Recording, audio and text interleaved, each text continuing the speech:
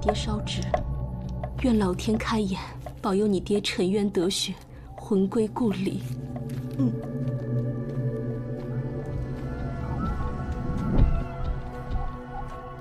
嫂子，福海来了。啊，娘，福海来了。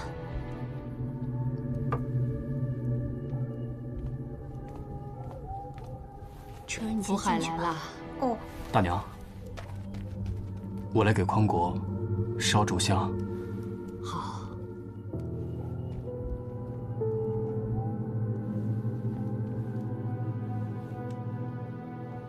匡国哥，你若在天有灵，一定要保佑老太太和嫂子长命百岁，保佑垂儿考取功名，光宗耀祖。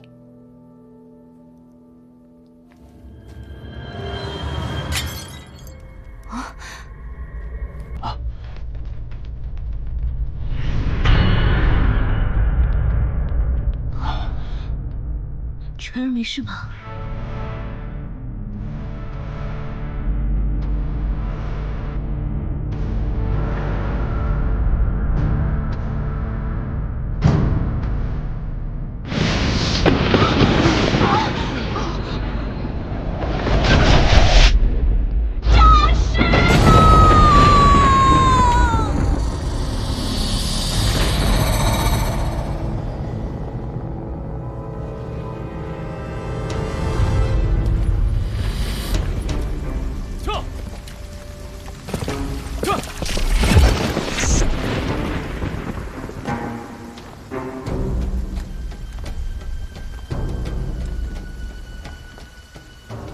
代公抱恙，不见外客，请回吧。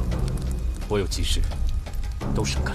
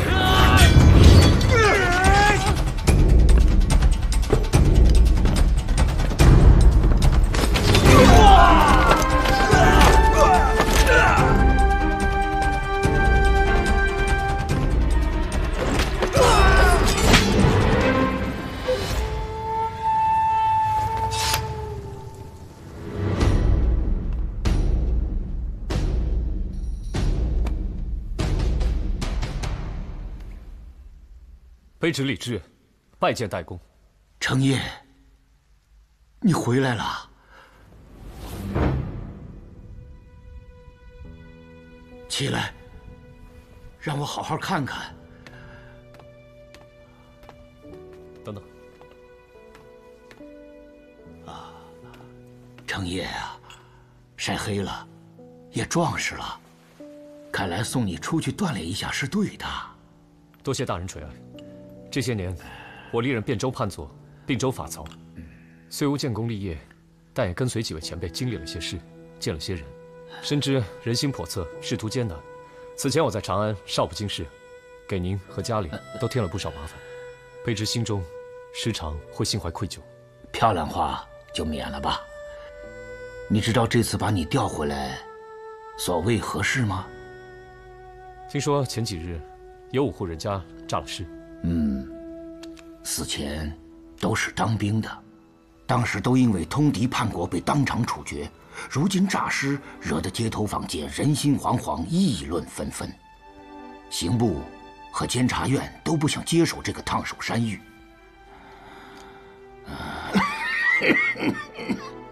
我如今抱病在床，也只好把你临时调回来，组织人手，独立办案。可大理寺高手如云，您为何会选我？此事牵扯到兵部，稍有不慎，粉身碎骨。你在朝中没派系，又算是皇亲国戚，纵观朝野，没人比你更合适办理此案。可是卑职身边只有一个跑腿的。你需要的人，我都写在这里面，能不能为你所用，那就看你的本事了。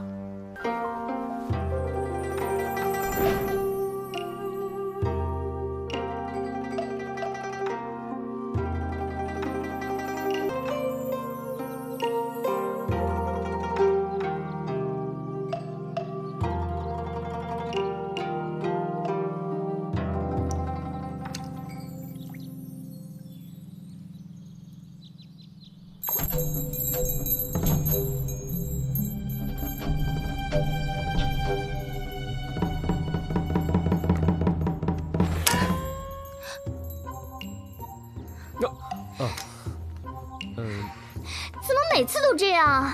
就不能大大方方的走正门吗？呀，胖子，怎么瘦成这样了？为谁笑得人憔悴啊？哼哼，反正不是为了你，你要找我爹啊！我爹在西厢呢，赶紧走，赶紧走，别打扰本小姐写字啊！我不是来找你爹的，我这次是专程来找你的。找我？我想代公之所以选你，是因为你的博闻强记。你自有一目十行，过目不忘。你爹在刑部当侍郎的那几年里，你看过了几乎所有的刑部卷宗。那又怎么样？省得我要亲自去看了。切，真笨。切。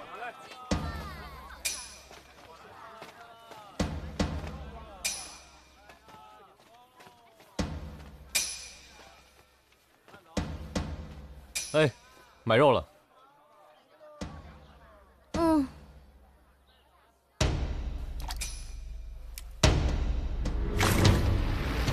他用的刀怎么跟其他屠夫不一样啊？他用的是双刃柳叶刀，只有2种职业的人会用这种刀：商医、仵作。请问，你要哪部分的肉？肋排3两，脆骨3两，里脊3两，必须要骨肉分离。这刀法，就算庖丁在世，也不过如此了吧？谭双叶。你怎么知道我的名字？你谭家从前朝开始9代仵作，既以精湛名震朝野。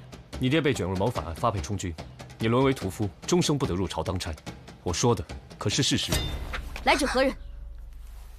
我姓李，名志，字承业。这位复姓上官名子苏，我们是大理寺官差，想请你出山，担当仵作。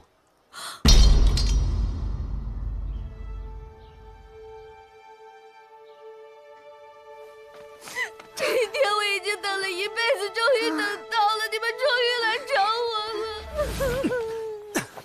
老大，我找上他了，在哪儿？反舍。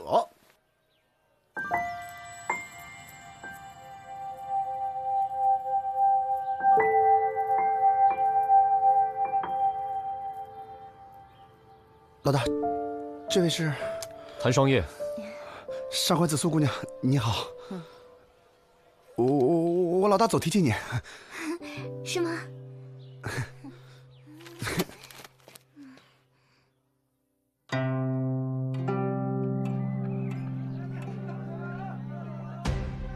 萨摩多罗。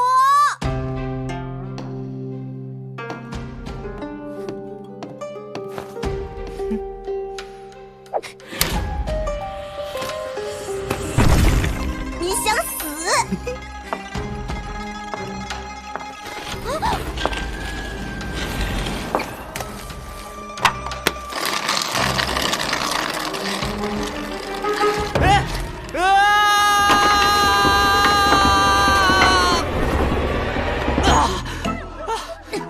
四娘，我错了，我再也不敢了。错哪儿了？错在我不该拖欠房租。继续。我不该偷吃客人盘里的菜，让客人发现。一盆鱼头豆腐从厨房到饭桌一共30步，你给人吃的只剩下2块豆腐，连汤都不剩，你倒是给人留一块鱼骨头啊！我那不是怕把客人给扎着吗？就是他。对，就是他。知错就好，好好反省吧啊！哎，四娘，别走啊！救命啊！啊！还好接住了。多谢官爷救命之恩。小人复姓萨摩，名多罗。你是西域人？没错，小人祖籍迦兰，来长安有段时间了。各位客官，里面请。哎，客官到，客官到！来来来，客官里边请，我给你们倒茶去。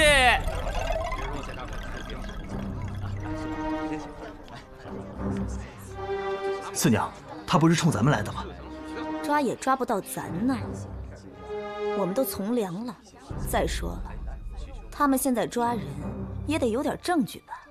要是真逼急了，我弄死他！我。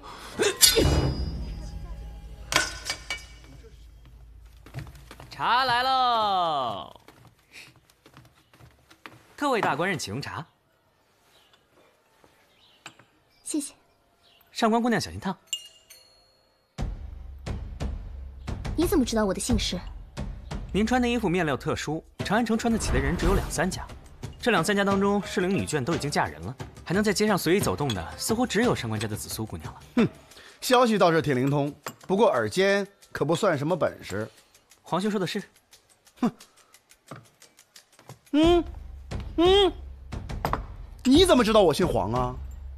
半个月前，城西的皇室宗族办了一次100年庆，10里8乡皇室宗亲都去了，每个男丁都发了一根刻黄字的黄叶木发簪，以作纪念。哼。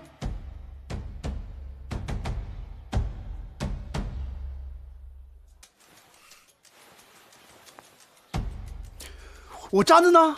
在这里。我一时好奇，就拔下来看看，不好意思啊。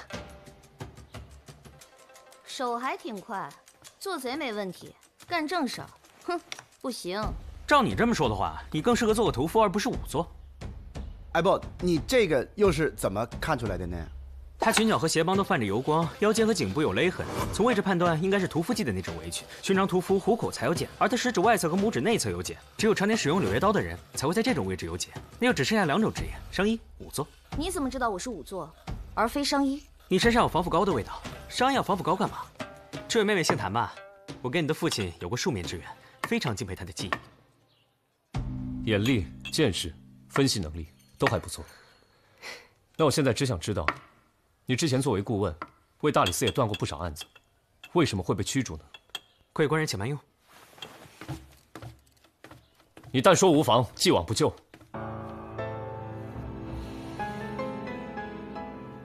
宣为大将军府侍妾，我在现场一时没忍住。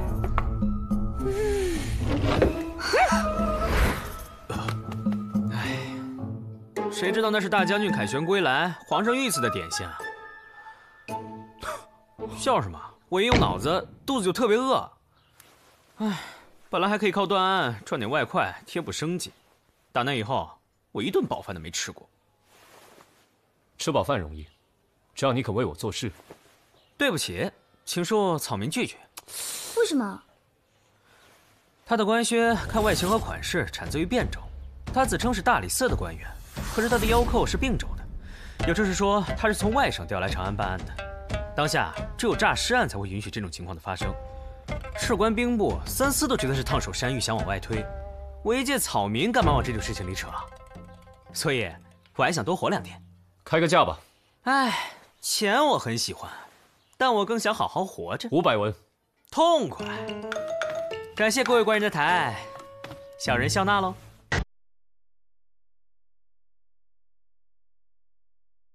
四肢僵硬，无体温，无心跳和脉搏，无生命体征。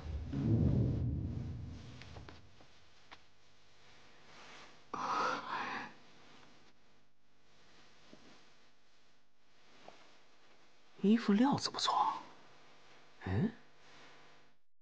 生命线挺长的嘛。你是仵作吗？啊，我是仵作，站一边去。对了，赵匡国突然出现，当时还有什么其他人吗？有李福海，他跟匡国是发小，他们俩呀是一起应征入伍的。他竟然活着回来了？他有没有讲赵匡国是怎么处决的事情？只是说被判了通敌叛国之罪。我夫君如此一个热血男儿，他平生最大的心愿就是杀敌报国，他怎么可能做出这等事情吗？然而我们问李福海，他吞吞吐吐的，我们看他不愿意说，想必是军中的规矩，所以没好多问。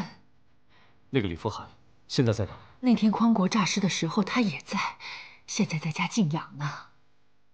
谭正业，赵匡国死了多久了？我还从来没有看过这种事。这种情况，因为他无尸斑，也没有腐烂呢。那他是死是活？还不能确定是死尸，也不敢贸然解剖啊。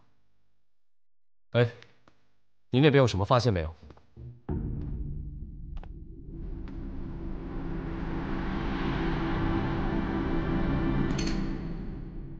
完全没有。哎，还钱！既然如此，我们去找李福海吧，看他那边有没有线索。好。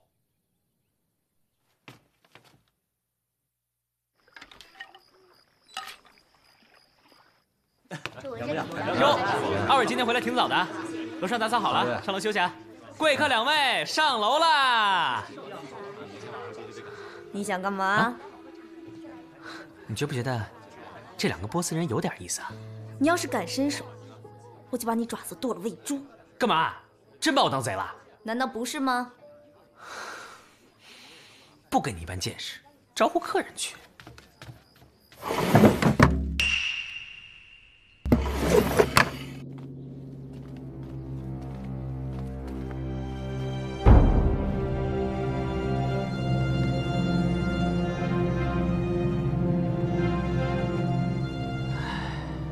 福海可怜呐，好好一个大活人，忽然受了惊吓，几天功夫就没了。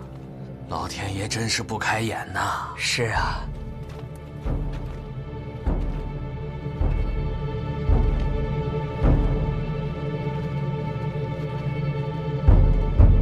把棺材放下。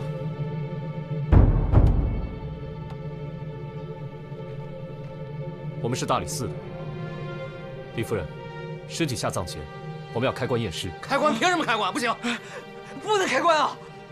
不能让他开啊！开棺！不能开棺啊！不能开棺！夫人，不能开棺啊！夫人。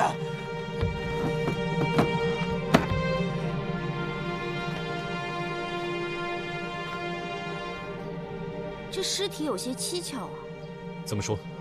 需要带回去解剖才知道。验尸！官人，千万不可！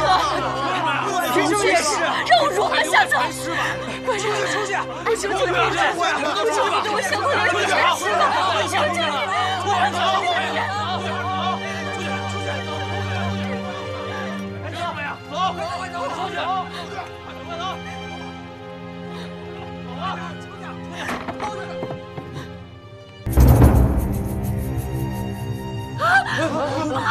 人呢？人呢？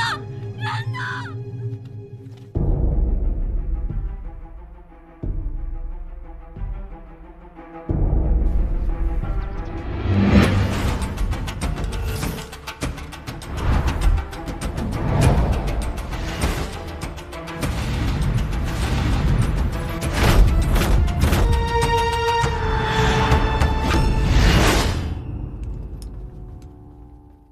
怎么样？没头绪。我之前看的都是刑部卷宗，战士档案应该都在兵部的卷宗里。兵部的卷宗可没那么容易找，要通过兵部侍郎度量员的首肯才行。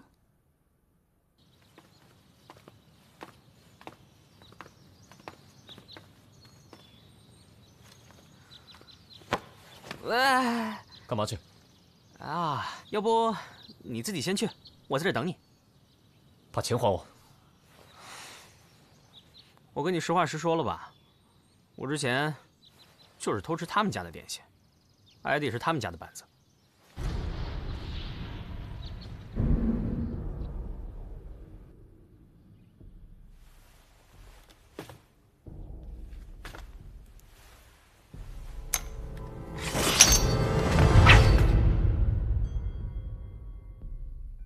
进去吧，有事我担着。走啊。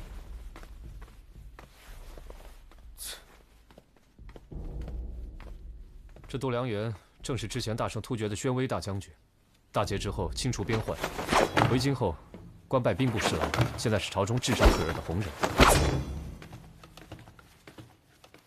在下大理寺李治，求见杜侍郎。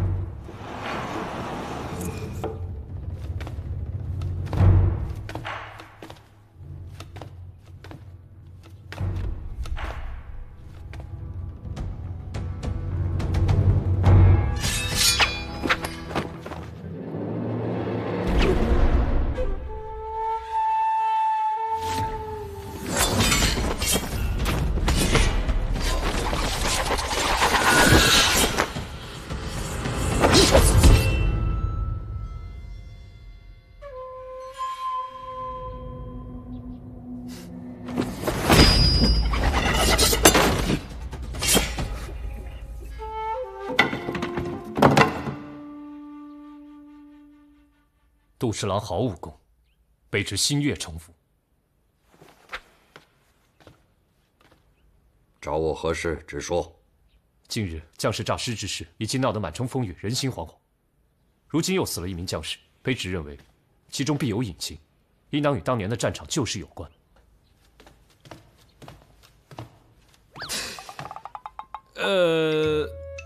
还请杜侍郎允许我们查一下兵部的卷宗。事关民心，还请杜侍郎多加配合。好，稍后我便手书一封信，你们带去兵部，便可畅通无阻。多谢杜侍郎成全。主人，卵石已经烧热，随时可以汗蒸了。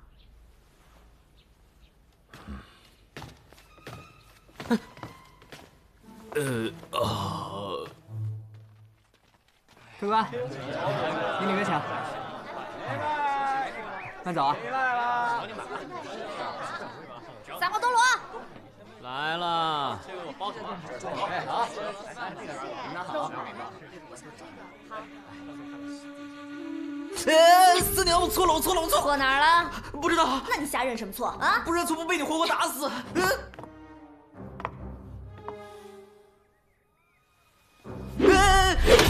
这2天你老不在店里，想忙啥？诈尸案找我帮忙，不许去。他们可以出很高的价钱啊。那也不许去。那我的房租不用交，我还有碗没有洗。不用洗。听好了，离当差的远点，不然的话，剁了你做肉包子。哼！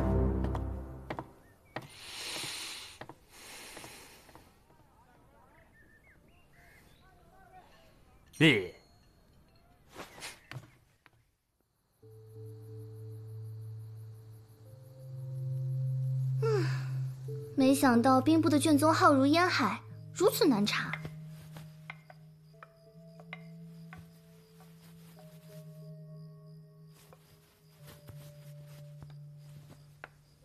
乙未年5月初9，处决左大望陵驻江司礼全兴赵匡国，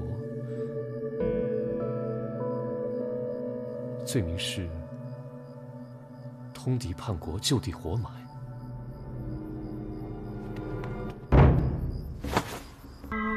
李福海的死因已查明，此人并非神思不属而亡，而是死于他伤。致命伤在这里。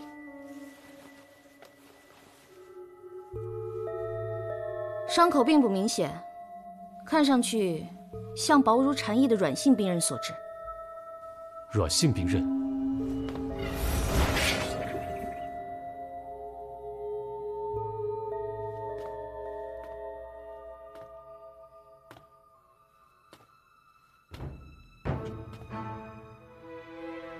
杜侍郎，当年赵匡国等人背叛通敌叛国，究竟有何隐情，能让堂堂兵部侍郎亲手杀人？李福海是死于薄如蝉翼的软性兵刃，这不正是您杜侍郎的独门兵刃吗？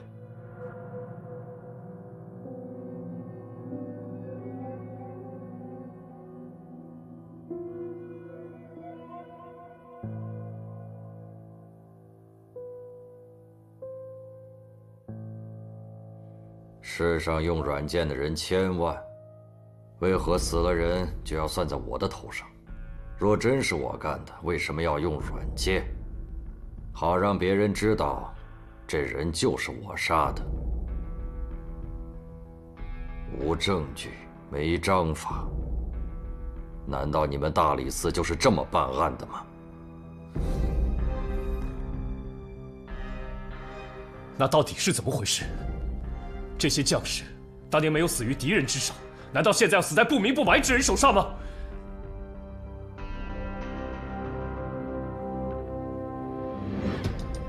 当年我军扎营黄沙帐，我们的马匹突然中毒身亡。经查发现上游有一个波斯商队在水中下毒，他们此行的目的正是长安。事关大唐之安危，我派兵前去交涉，想收缴毒药，驱逐商队。此时李福海来报，那赵匡国为了钱财，竟与波斯人勾结，试图毒杀我军将士。我当即下令截杀波斯商队，赵匡国等人通敌叛国，就地活埋，以振军威。而波斯商队负隅顽抗，我军将士死伤惨重。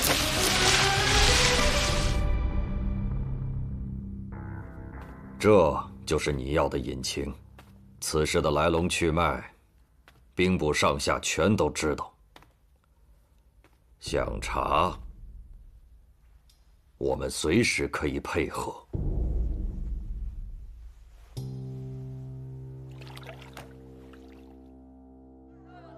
看一看，看一看了啊！哎，走过路过别错过了啊！辟邪神器，大吉大利，财小人了啊！镇宅宝物，来，干什么呢，萨摩？啊？人家都在讨论诈尸冤情的事情，你怎么还有心情在这坑人呢？我借个风声卖个东西，要啥心情？随便你。现在人们都在传当年的杜将军，现在的兵部杜十郎，为了一己私利，陷害赵匡国等将士。现在冤情重现，他们要杀人灭口啊！哎，大哥看看，哎，你听我说，开我光呢，开我光呢！哎，你这个可是我的镇摊之宝，价钱好商量。哪来的？问你呢，哪儿来的？求我呀！哎，我就哪来的？这个从2个波斯毛贼那儿弄来的。普通人走路双臂微晃，以保持身体平衡，而那2人脚尖微颠，身形僵硬，这是常年走夜路形成的习惯。第一次见面就觉得他们形迹可疑。那天趁他们出门，我潜入房间四处搜了一遍，发现了这个小瓶子，味道刺鼻，必有剧毒。他们回来的时候，喂，二位回来了，我再帮你们打扫房间。不用了，早点休息啊！这枚戒指还没来得及摘。看我干嘛？纯属意外，这个不算是我偷的。原来你在这儿，我找了你半天。怎么了？我本来打算将查验的尸体下葬，却在伤口处发现了一丝乌青。这是一种罕见的毒药，药性缓慢，不易被发现。死者应该是先中毒，刀是后来补的。此人如此精心布局，难道就是为了嫁祸给度良源？哼，终于反应过来了。难道是波斯人回来复仇？度良源因为波斯人私藏毒药而屠杀了整个商队，有幸逃脱的人很有可能回来复仇。他们用软刃来嫁祸度良源，又通过士兵诈尸来造成度良源杀害下属的假象，最后再杀了度良源，使之看起来像畏罪自杀。多么完美的复仇计划！三炮，你赶紧通知杜侍郎，最近一定要严加防范，万事留心。好。所以现在只要证明2个波斯人手中的毒药跟死者身上的一致，我们就证据确凿了。大理寺办案，闲杂人等尽速回避。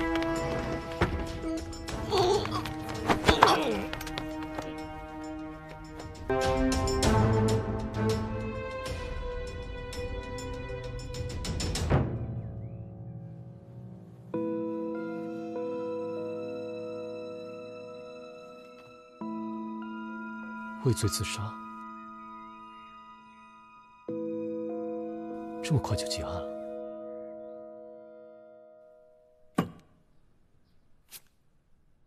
一切终于是尘埃落定了。双叶也查出来了，那几个诈尸的人其实是中了一种特殊的迷药，是由脑杨花、草乌、川乌、乳香、没药等磨成极细的粉末，再加上热酒调服，可以把人的生命体征降到最低。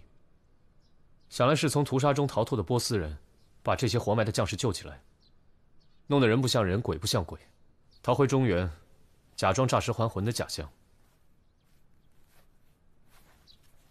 把这个呈词送到将军那里，这个案子就算结了。好嘞。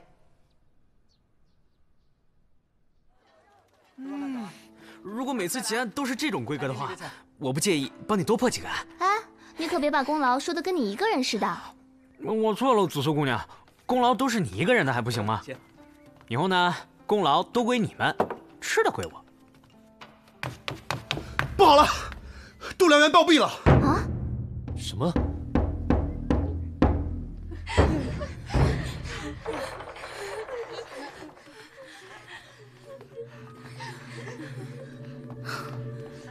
跟之前死的那2个人一样，中的是一种毒，只是剂量增加了很多倍。把人给我带回去，我要好好的查验查验。什么？带回去？不可呀！我家主人那可是立下过赫赫战功的呀，你们不能对他的尸身这般糟蹋呀！罢了。近日可有发生什么不同寻常的事情吗？有，确有一事。昨日我家后院厨房曾被人闯入过，当时就把厨房里边的米面蔬菜全都给扔掉了，怕的是有人再投毒，与我家主人不利呀。如果只是在食物当中投毒的话，应该大家都有事，不可能死的只有度量员一个人。老伯，能不能带我去厨房看看？好。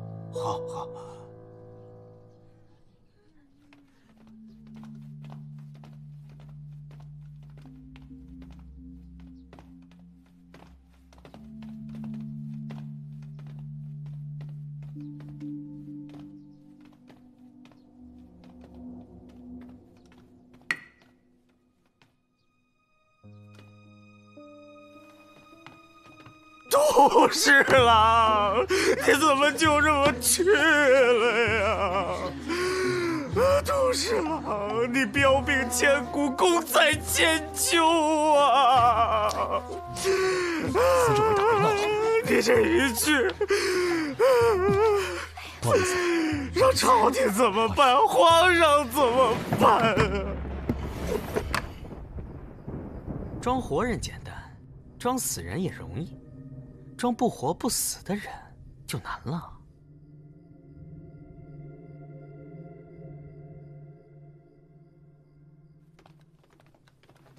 嗯，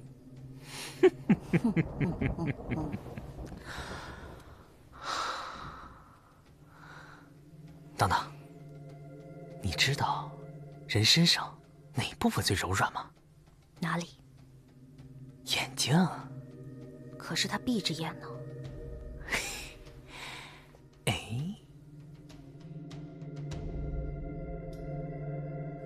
哦，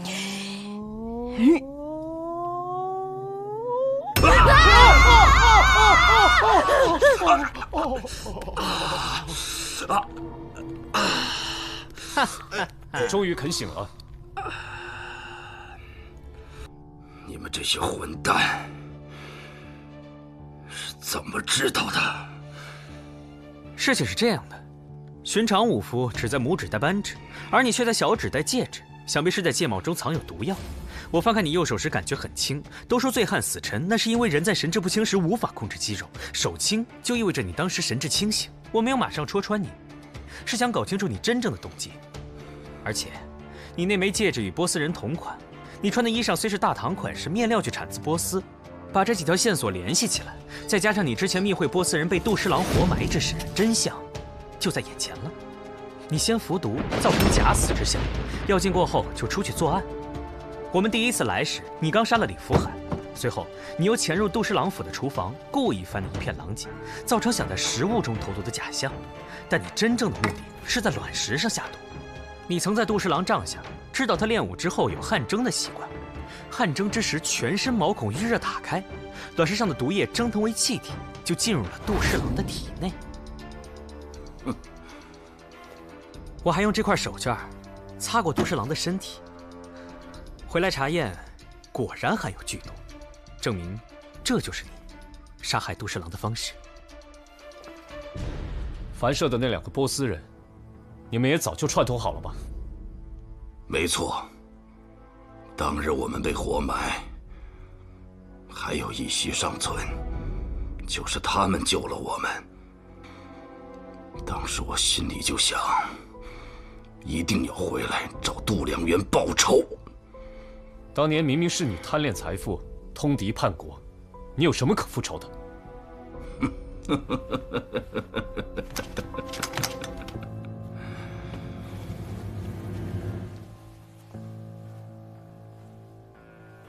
贪恋财富的是度量元才对。有一支波斯商队在我们营地附近经过，度量元准备觊觎他们的财，就准备将之截杀。可事出无名，只得下毒毒死自己的几匹军马。栽赃是波斯人所为，要我们前去暗杀细节。波斯人毒杀我战马，截杀波斯商队。是。军令不可违。我心下不忍，告知了真相，让波斯商队把财宝都留给度量元，尽速逃命。没想到我们却被误以为与波斯人合谋，当场被擒。我们几个人有口难辩，又是唯独几个知道毒杀战马的人。度量元当借此机会给我们一个通敌叛国的罪名，将我们活埋。度量元丧心病狂，对波斯商队大肆杀戮。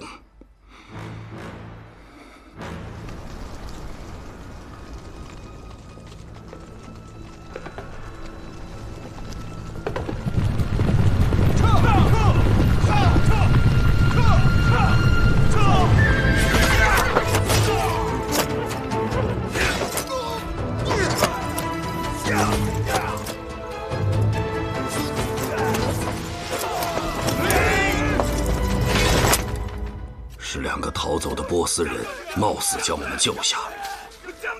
从那时起，我们就开始密谋这个复仇计划。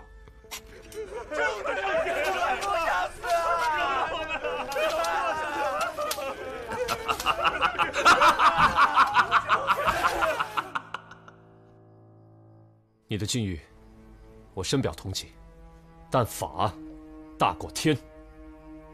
拿下！是。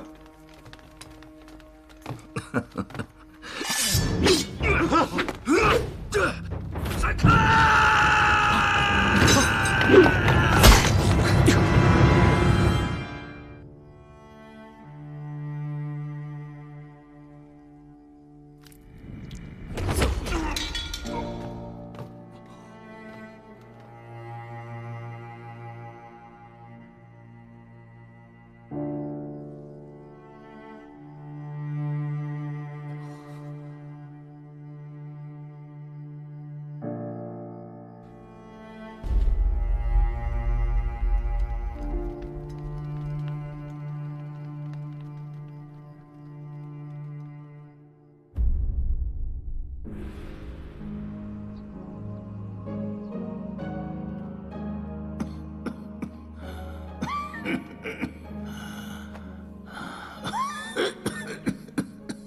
微臣代奏，愿陛下龙体圣安，万岁，万万岁！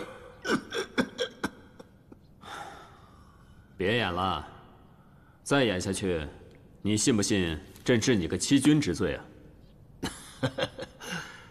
陛下圣明。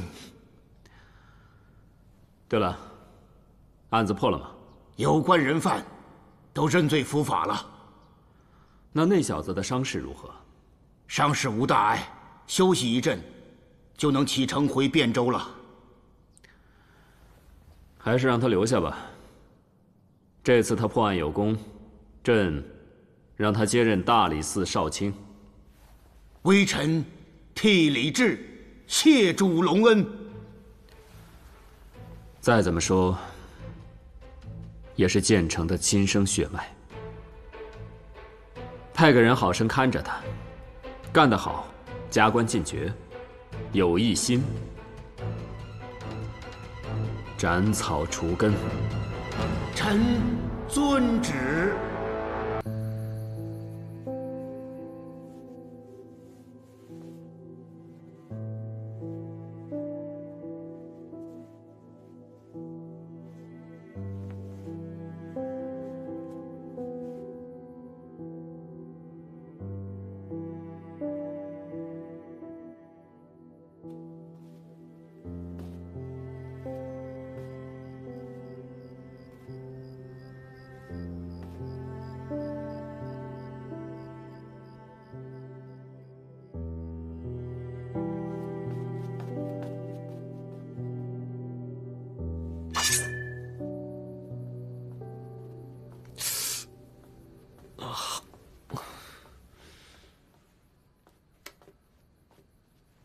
你来干嘛？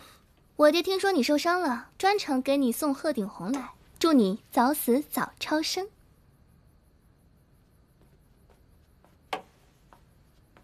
伤口清洗后，每日敷1次，一共敷10天，敷10次，应该就会好的差不多了。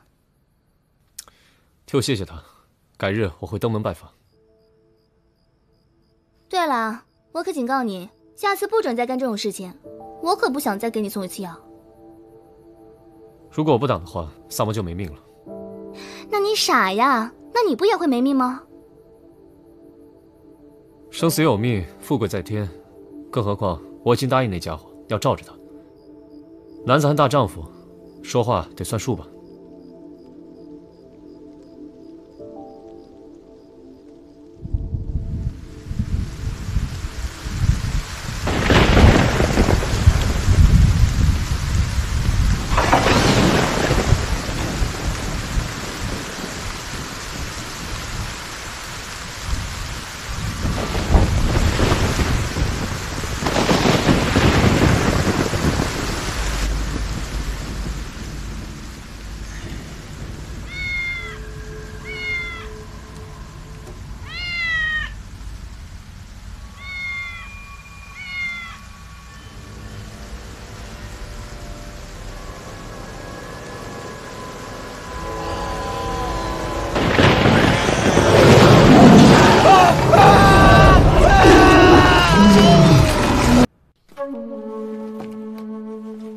叶少卿，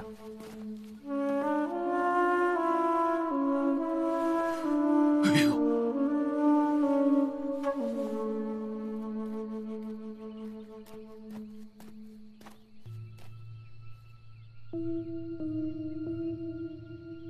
大概是昨夜几时发生的事情。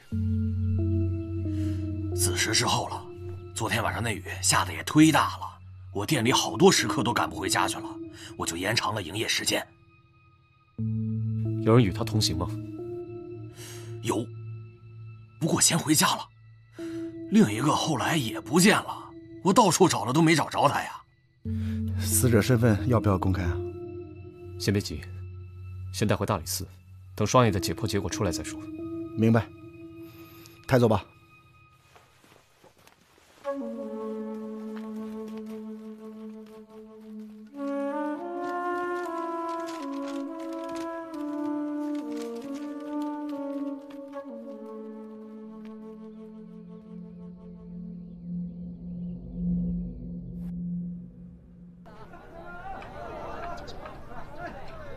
萨摩，哎，上菜来啦！上羊排，稳着点啊！香，来，客官，您这边香喷喷的羊排来啦！二位，你们点的羊排，请慢用。哎，来啦！您二位看看，这是我们店的招牌菜，可不错呢。哎，好好干啊！好嘞，给我慢用啊！您先尝尝，我一会儿就过来啊。好的。昨天封禁酒馆那事儿，你说邪乎不邪乎？可不嘛！酒馆在闹事，不可能有人进得去。是啊，你说这唐观都被通缉整整1年了，这还是跑得了和尚跑不了庙啊！哼，我觉得呀，哎，二位客官，这事儿根本就不是人这一共是干的。 80万，能找了。怎么说？那个尸体被撕成了一块一块的，就像是在森林里。又在偷懒啊？没有。哎，你可别说了，慢慢吃啊。这一会儿啊，怎么阳台我该吃不下去。听说啊，那封禁酒楼昨晚死人了。哼，他们啊，仗着地理位置好，就往酒里掺水。现在吧，活该。哎，要不咱们店也先关店2天，正好呢，好好准备准备新菜式，迎接大多的顾客。想太多，你去哪儿？大理寺。你个死老外，你给我站住！你给我干活！啊！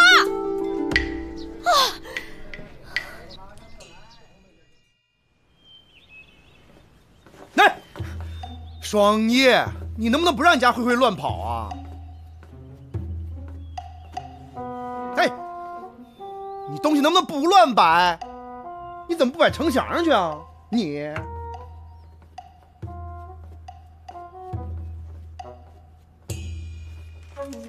我觉得基本上可以排除人为伤害。为什么？因为喉部的齿痕迹很深，浑身上下有多处撕扯的痕迹，应该是大型猛兽所致。长安城有大型猛兽出没？请进。是紫苏吧？是我，你们说的我都听见了。死者是在树上面发现的？没错。我听说豹子会将死去的猎物藏在树上。豹子？老大，离长安城最近的山林在西北方向，要不我去打探一下？好，你去备车。初步判定，死者是死于意外，通缉犯的身份可以公诸于众。好，我知道了。哟，李少卿，这么容易就下定论了？哟，不请自来嘛。这么诡异的案子，我如果不出一臂之力的话，怕你们玩不转。报个价吧。这次免费，你之前替我挡了一刀，算还你个人情，咱们2清了。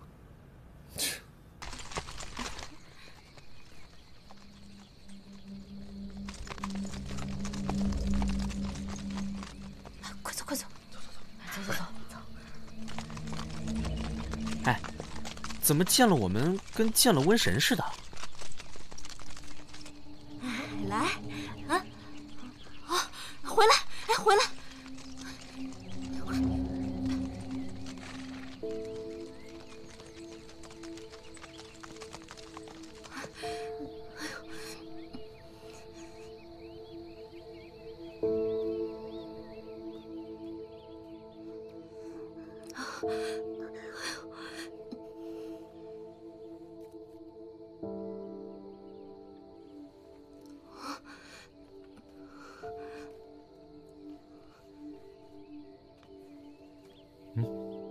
来，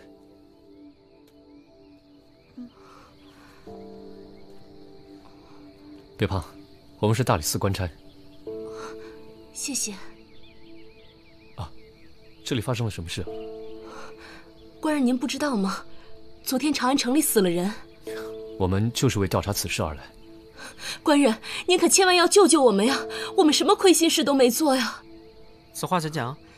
这怪兽常年都在山林里，10年前出现过一次，后来就再也没有人见过。这次却直接进了长安城，一定是有人得罪了他，才会惨遭杀害，真是太可怕了。10年前有人被杀吗？有，死状跟那个人一模一样。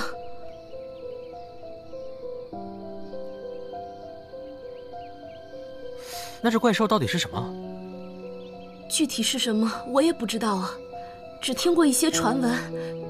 传闻说是只黑豹，可是我听说所有见过它的人全都死了。这都是没有根据的胡说。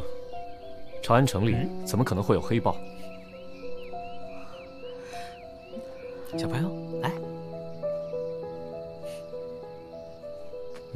谢谢啊，谢谢，谢谢。来，走了，走。要我说，一定就是山上的野兽下来捕猎，刚好遇到了县城的猎物。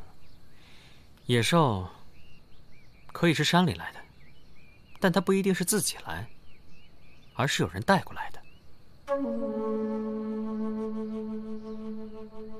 你怎么知道？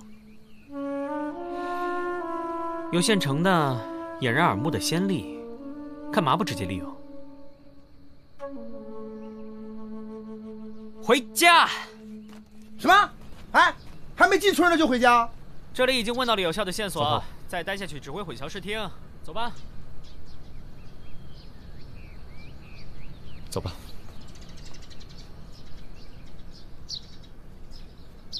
查到什么线索了吗？子苏，礼部尚书刘渊、吴萨将军，还有那姓方的商人，这3个人帮我查一下。子苏，怎么了？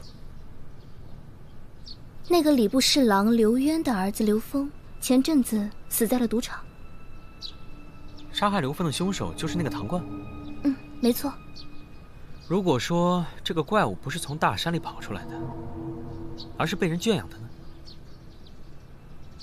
谁有这么大能耐，能弄来一只黑豹？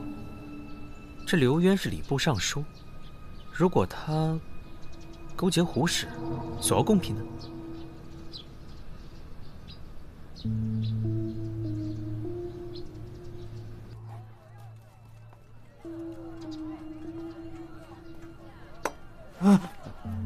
大理寺查，我问你啊，这2天有没有什么大型的马车经过？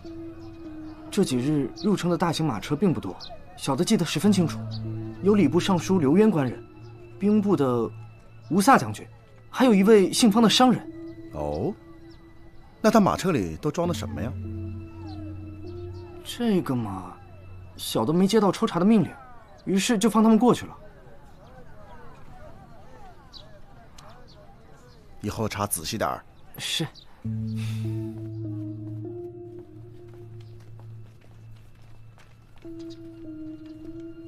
对不起啊，2位，我家主人染了风寒，如果没有提前预约的话，恐怕今天不能会面。你就说大理寺李治有事要找他，耽误不了多久。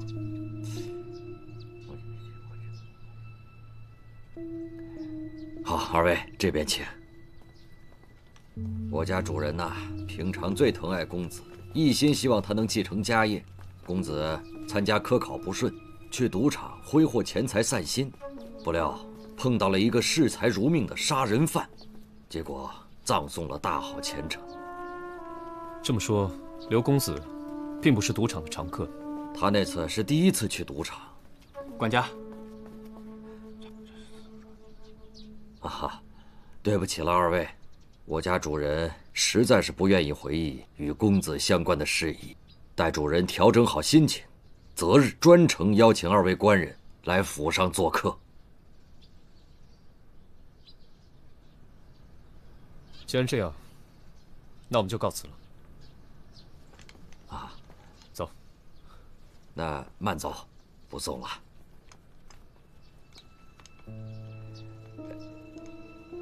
请。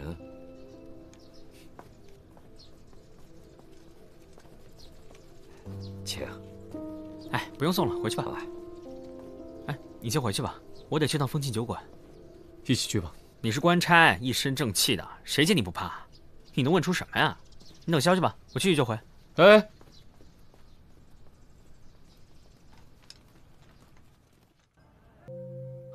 老板，来一坛黄酒。哎，来了来了。哎呀，最近人都不多啊。自打出了那个事儿，好多人都不敢来了。我听说当时跟唐官一起喝酒的那2个人，现在也没消息了。其实啊，就是为了自保。怎么讲？我看小哥你不是官府的人，我就跟你说说。啊，那2个人呢，是唐冠的结拜兄弟，都是岭南人，经常照顾我的生意。这唐冠出逃以后啊，就是他们俩暗地里接济他。要说有人找唐冠复仇的话，这2个人肯定会被牵连进去。那这2个人也挺可怜的啊。是啊，其中有一个还开着烧饼店呢。这不，最近呢，都不敢营业了。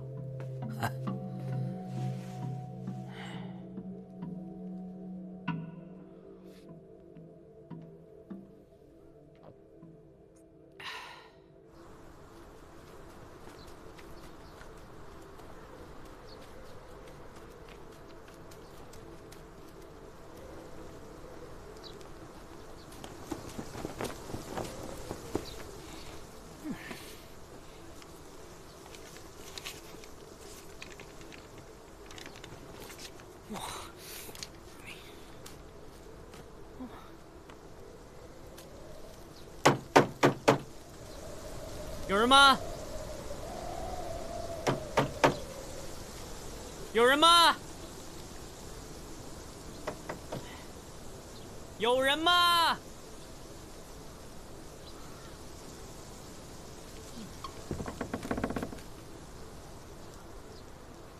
哎，你是谁啊？你是苏老板吧？我是啊。啊，那个我大理寺的。我们老板不在家，你走吧。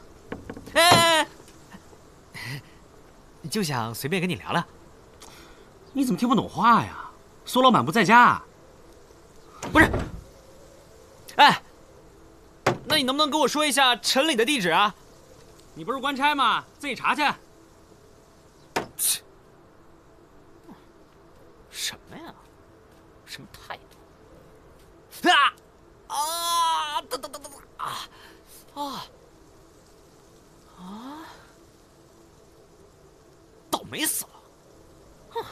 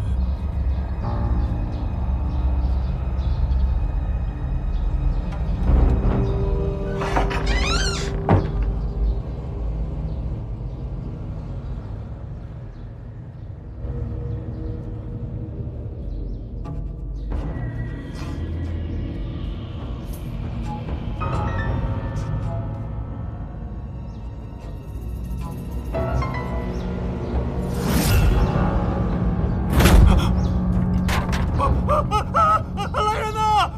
来人呐！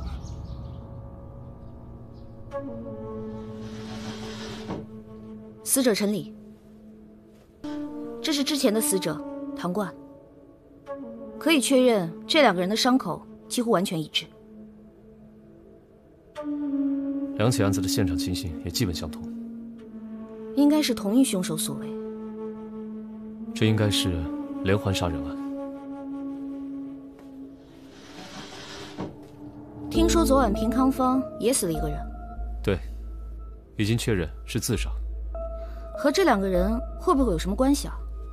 当然有关系。我来的路上去了趟平康坊。去那儿干嘛？我在樊社听说，平康坊刚刚有个姑娘上吊了。我查到这死者陈礼和上吊的雪儿姑娘是相好，而且刘尚书的堂弟也想把这雪儿姑娘娶回家里做妾。刘尚书，礼部尚书刘渊，正是。而且这刘尚书的堂弟刘波，他一直住在刘府里。走。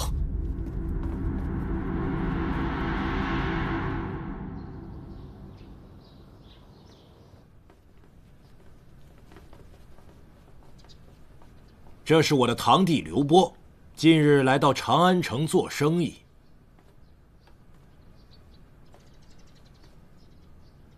哎，刘尚书，您的这位堂弟，我怎么看着有些眼熟？或许是因为我们兄弟之间有些相像罢了。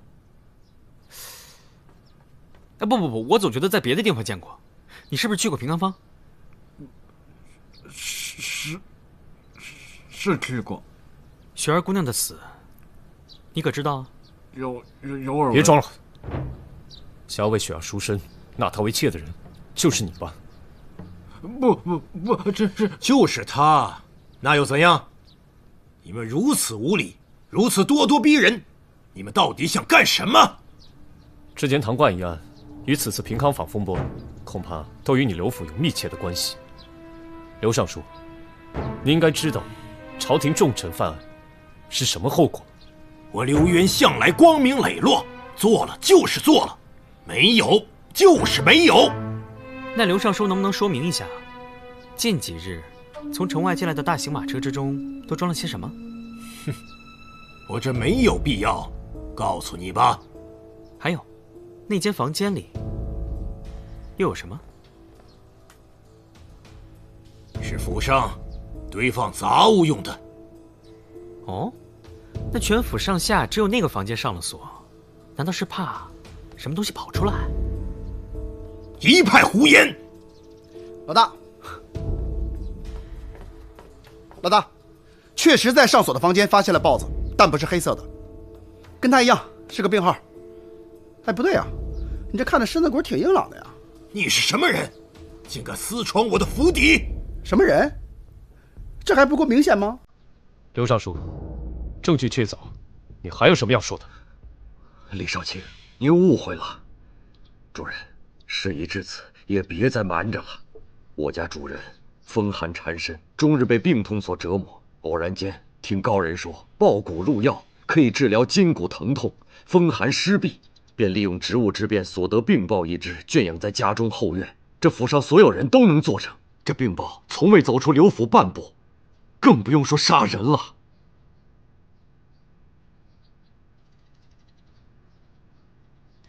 我想再回现场看看。三伯，我们走。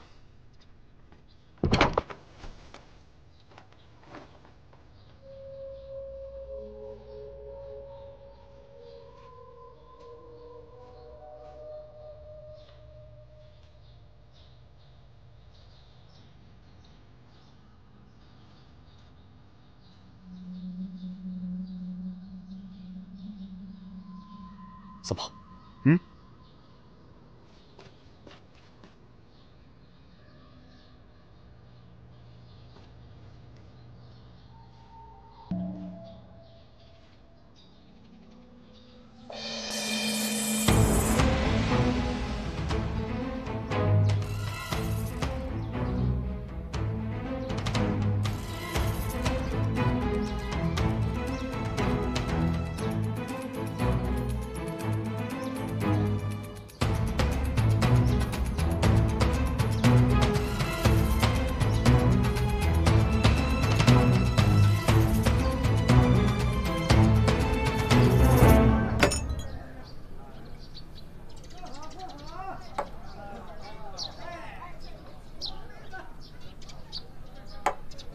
谢谢。四娘，你听说过会变成黑豹的猫吗？哼，怎么会有这种东西？你们大理寺很奇怪。什么态度？也许我们一开始就想错了。你有眉目了？还没有。那就更想不通了。2起命案里都发现了猫爪印，但是看起来又是猛兽所致。子苏，你去查一下唐冠、陈李还有苏阳明这3个人的关系。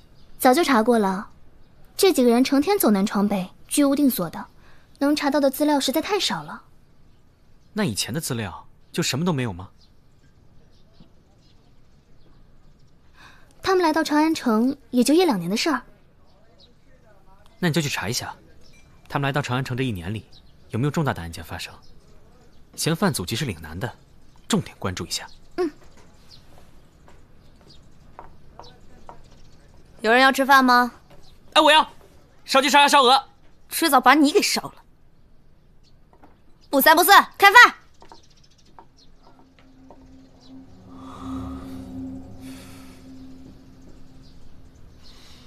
你怎么了？不是，三炮怎么没来？我让他悄悄溜到刘家，看看有什么线索。不对，刘尚书应该跟此案无关。过来。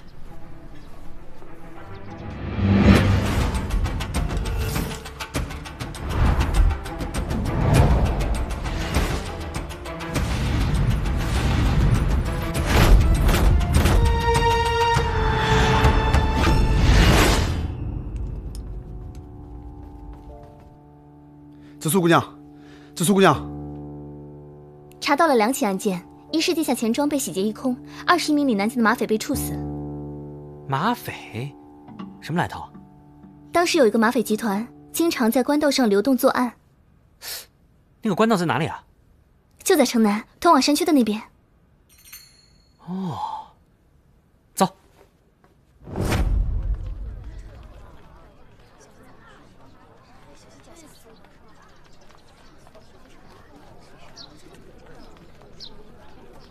大爷，跟您打听个事儿。好，这儿前2年是不是有几个马匪老抢人钱财？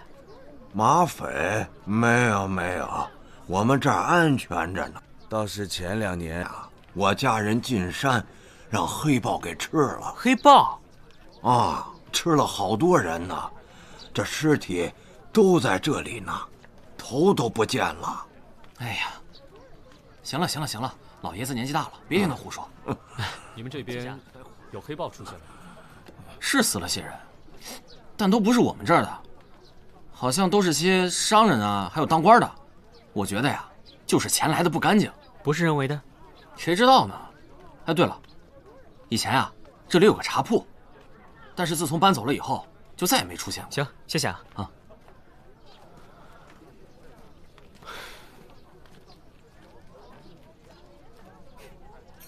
我知道怎么回事了，怎么办？我需要你们的帮忙。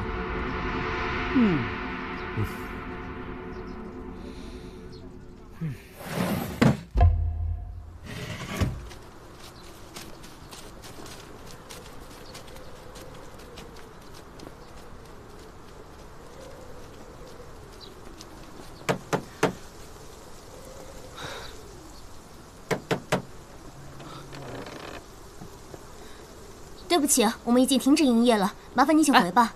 那个，我是来找苏老板的，我之前来找过他，你告诉他不用害怕，我们已经找到杀害唐冠和陈李的凶手了。请进来说话吧。哎，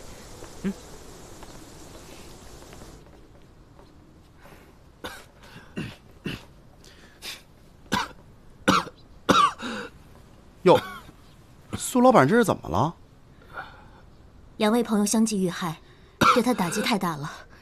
他觉得没有保护好他们，尤其是我哥哥陈李。原来陈李是你哥哥，那你们现在准备怎么办？长安城里痛苦的回忆已经太多了，想回老家重新再开店。云溪，快给客人们倒茶。哎，好。3位官人，坐吧。我刚听说，凶手找到了。是，凶手曾经将同样的杀人手法运用在官道抢劫钱财上，然后呢，再把受害者制造成被猛兽袭击了的样子。太可怕了。请喝茶吧。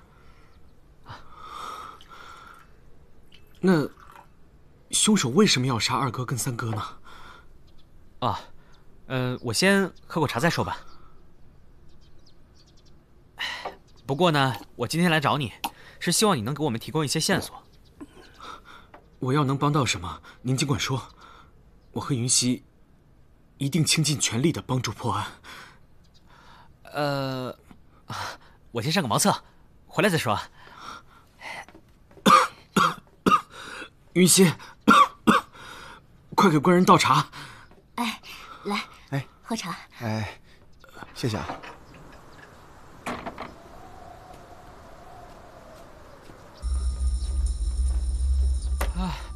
哎呀，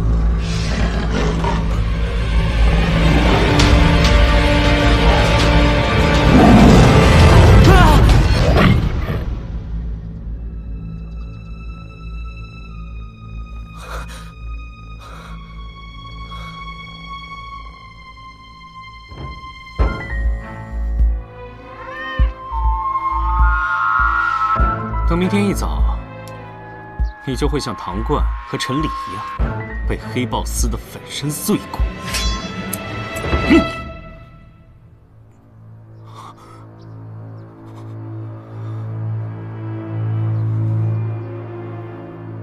萨摩说的没错，真凶果然是你。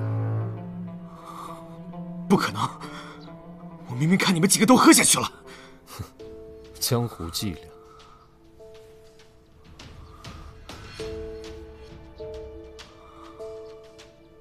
萨摩，戏演完了，起来吧。萨摩，起来了呀，起来啦！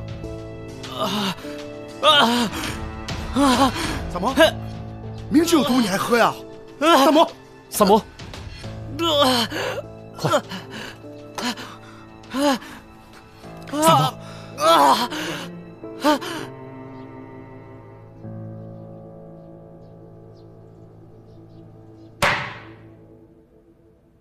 苏阳明，你可知罪？我无罪，我做的都是理所应当之事。那就让萨摩一条条的来问你。喵。你和唐冠还有陈礼3个人，于2年前来到长安，跟着马匪做起了黑店生意。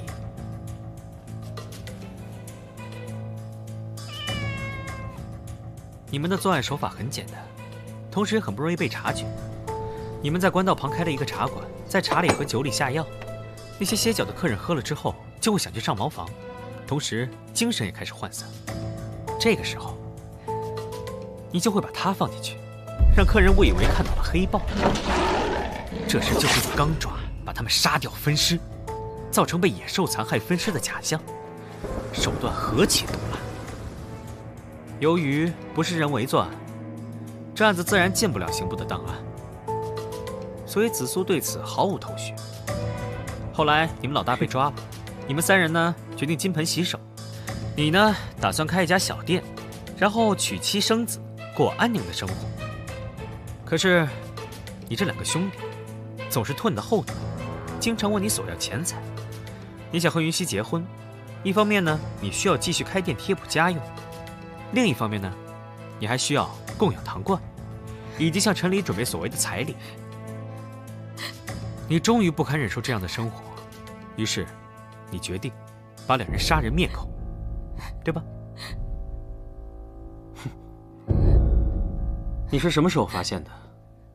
就在我第一次去你店里拜访你的时候，你的房门是虚掩着的。当时我就很纳闷，传闻唐冠是被仇家所杀的。他出事后，你作为兄弟不藏不躲，不关房门，可见你根本就不怕有人来寻仇。其二，我自报家门，你却把官差挡在门外，这哪里是寻常百姓所为？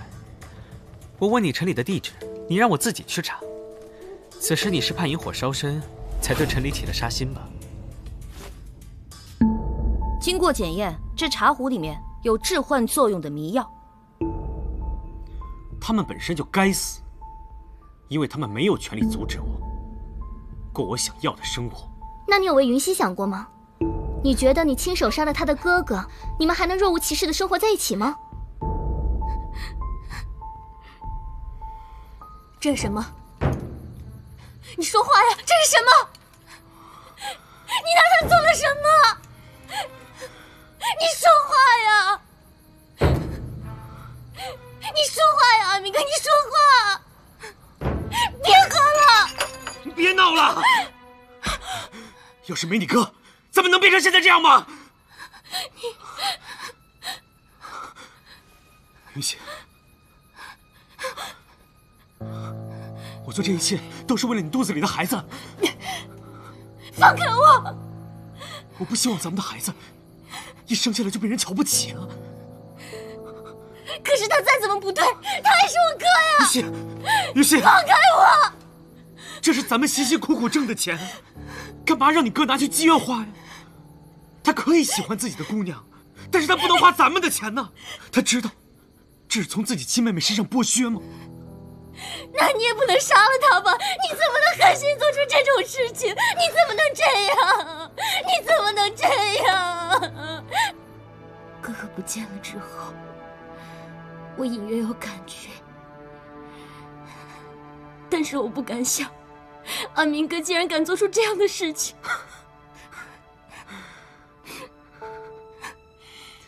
云溪，我承受的怎么没有人能看见呢？我苏阳明要的并不多，我要的只有你，一点都不多。我就是希望跟你，还有我们的孩子，过着最普通的生活。我之前想过，我想去求你哥，还有二哥，别再打扰我们的生活。可他们不听，那你让我怎么办？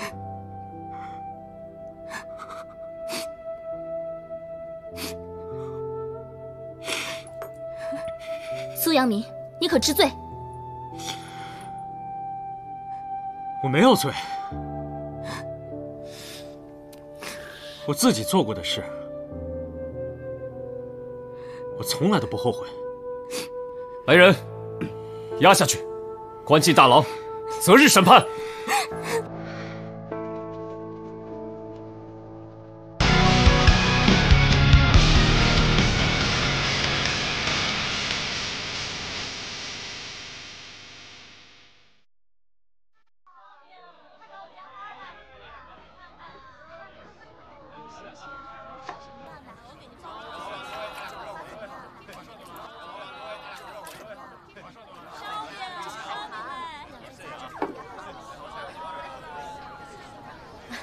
拿好啊，慢走。你看你这弄到脸上了。没事。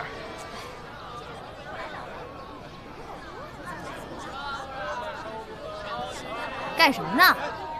少年怀春啊！怀你个头啊！我的眼中只有烧鸡，没有人。哎，干活！哎，听说他又救了你一次。这次不算，这次呢是我故意安排的。值得吗？不就是个案子吗？值得服毒吗？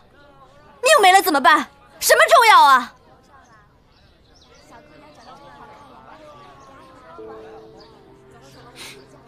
我记得你们中原好像有句老话吧，叫做那个受人滴水之恩，必当涌泉相报。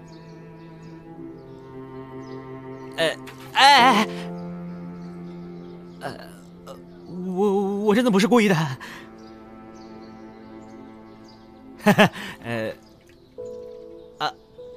我先干活去了。他是官，咱是贼，就像猫和老鼠，永远不能为盟。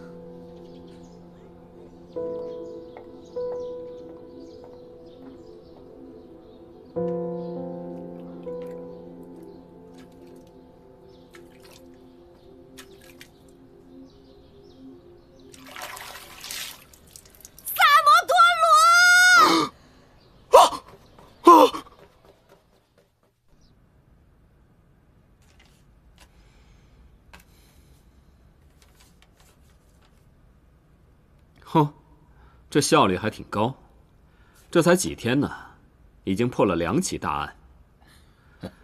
哎呀，真是后生可畏啊！那得算陛下慧眼识英才呀。可微臣担心的是，担心什么？协助李治办案的那个萨摩，住在樊舍。樊舍掌柜公孙四娘，据说许多年前曾是黑道上叱咤风云的马匪头目。那你是想抓人？微臣的眼线说，这个四娘对李治没什么好感，臣担心她对公子不利呀。那就找个机会试探他一下。要是已经改过自新，就既往不咎；可要是还有祸心，立刻处斩。臣遵旨。